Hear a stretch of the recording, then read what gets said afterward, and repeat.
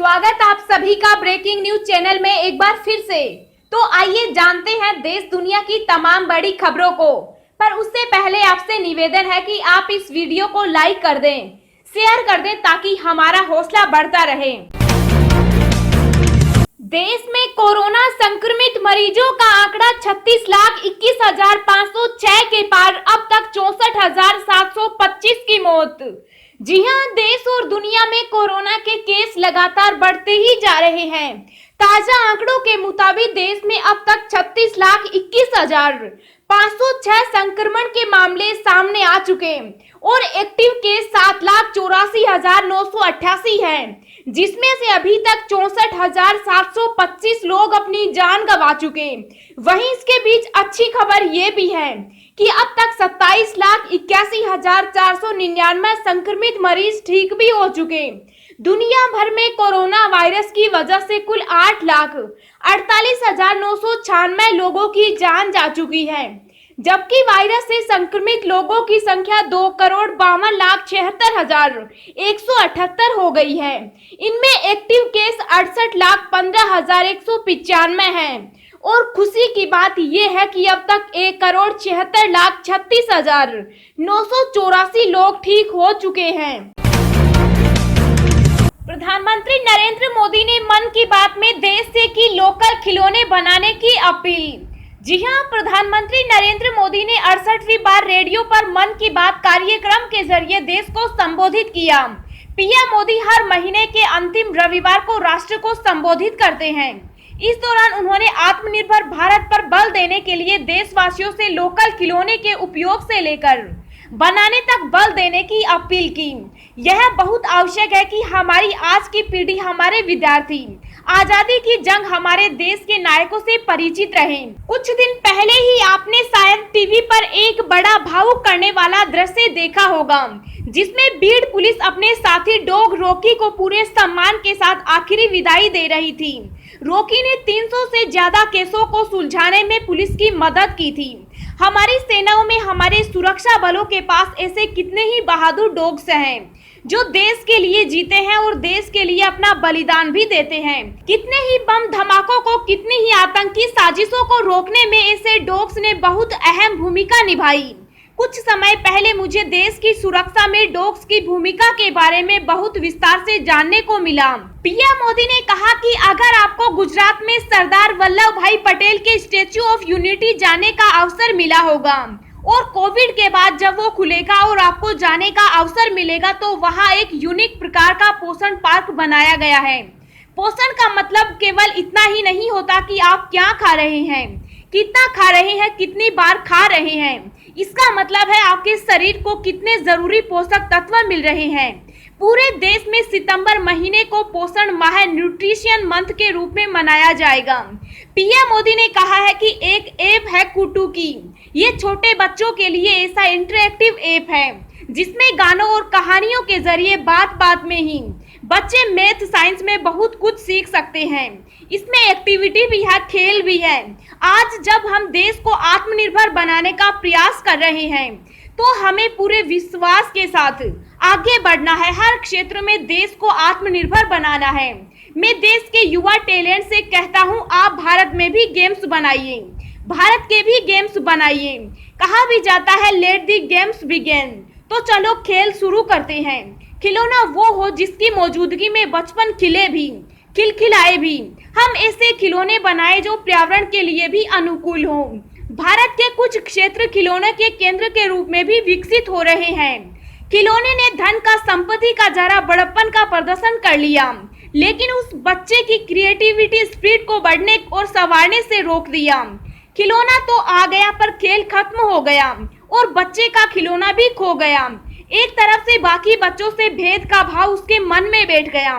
महंगे खिलौने में बनाने के लिए भी कुछ नहीं था, सीखने के लिए भी कुछ नहीं था, यानी कि एक आकर्षक खिलौने ने एक उत्कृष्ट बच्चे को कहीं दबा दिया, छिपा दिया, मुरझा दिया। पीएम मोदी ने कहा कि मन की बात सुन रहे बच्चों के माता पिता से क्षमा मांगता हूं, क्योंकि हो सकता है उन्हें अब ये मन की बात सुनने के बाद खिलौनों की नई नई मांग सुनने का शायद एक नया काम सामने आ जाएगा।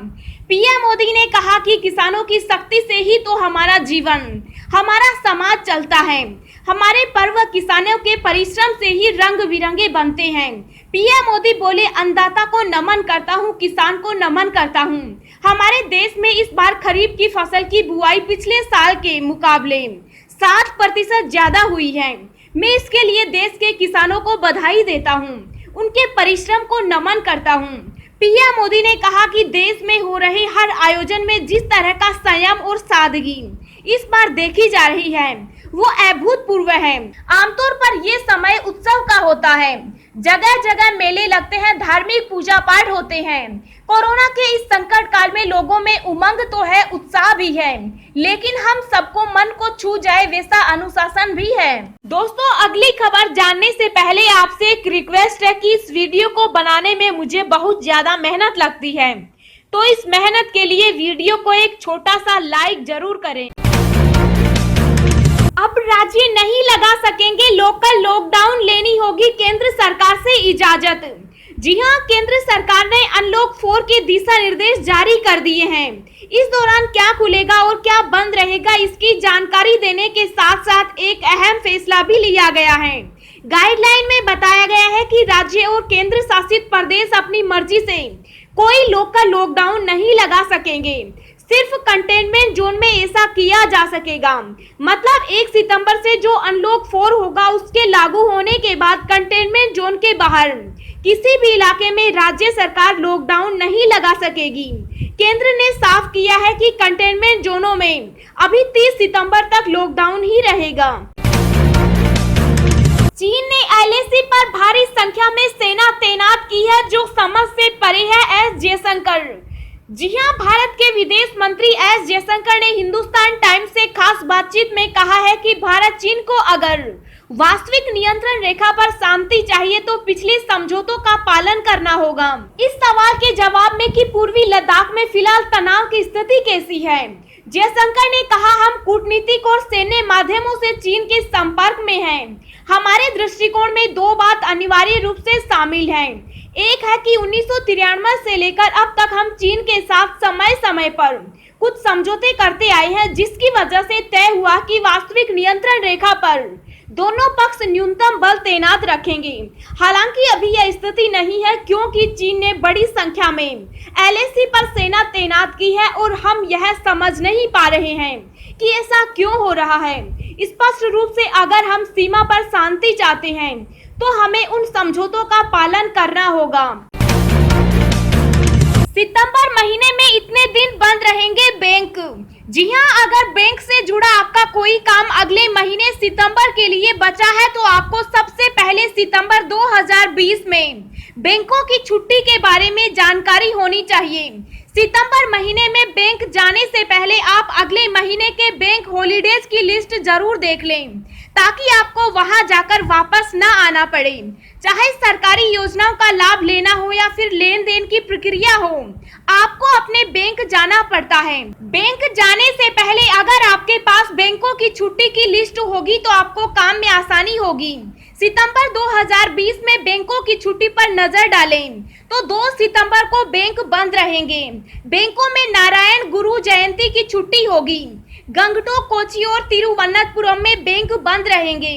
6 सितंबर 2020 को रविवार को बैंकों की छुट्टी होगी। इसके बाद 12 सितंबर को देश भर के बैंक दूसरे शनिवार की वजह से बंद रहेंगे। वहीं 13 सितंबर को देश भर के बैंकों में रविवार की छुट्टी होगी। 17 सितंबर को अगरतला, बेंगलुरु और कोलकाता में बैंकों की छुट्टी होगी। बैंक में महालया अमावस्या की छुट्टी होगी। इसके अलावा 20 सितंबर को रविवार की छुट्टी होगी और देश भर के बैंक बंद रहेंगे। वहीं 21 सितंबर को कोच्चि, तिरुवनंतपुरम के बैंकों में श्री नारायण गुरु समाधि की छुट्टी होगी। वहीं 23 सितंबर को हरियाणा के सभी बैंक बंद रहेंगे। इसके अलावा 26 सितंबर को महीने के चौथे शनिवार की छुट्टी होगी और देश भर के बैंक बंद रहेंगे। वहीं 27 सितंबर को रविवार की छुट्टी होगी। वहीं 28 सितंबर को पंजाब में शहीद भगत सिंह जयंती के मौके पर बैंक बंद रहेंगे। भारत को अगले साल की पहली तिमाही तक मिल सकती है कोरोना वैक्सीन, अमेरिकी संस्था की रिपोर्ट से खुलासा। जी हां, दुनिया भर में कोरोना महामारी की रोकथाम के लिए टीका विकसित करने का प्रयास चल रहा है। बर्नस्टीन ने एक रिपोर्ट में कहा है कि भारत को अगले साल की पहली तिमाही तक कोरोना वैक्सीन मिल सकती है। बर्नस्टीन अमेरिकी शेयर बाजार वॉल स्ट्रीट की रिसर्च इकाई है। संस्था ने अपनी रिपोर्ट में कहा है कि दुनिया भर में 4 वैक्सीन परीक्षण के विभिन्न चरणों में है। इस साल के अंत या अगले साल के शुरू में इन्हें मंजूरी मिलने की संभावना है। अब हम आपको अगले 24 घंटों के संभावित मौसम पूर्वानुमान के बारे में बता रहे हैं। अगले 24 घंटों के दौरान गुजरात, दक्षिणी पश्चिमी राजस्थान और दक्षिणी पश्चिमी मध्य प्रदेश में मध्यम से भारी बारिश जारी रहने की संभावना है। इन भागों में कुछ स्थानों पर मूसलाधार वर्षा के भी आसार हैं। कोंकण और गोवा, उप हिमालय, पश्चिम बंगाल, सिक्किम, असम, मेघालय और अरुणाचल प्रदेश के कुछ हिस्सों में हल्की से मध्यम बारिश के साथ 1-2 स्थानों पर भारी बारिश भी हो सकती है। शेष पूर्वोत्तर भारत, अंडमान व निकोबार द्वीप समूह है।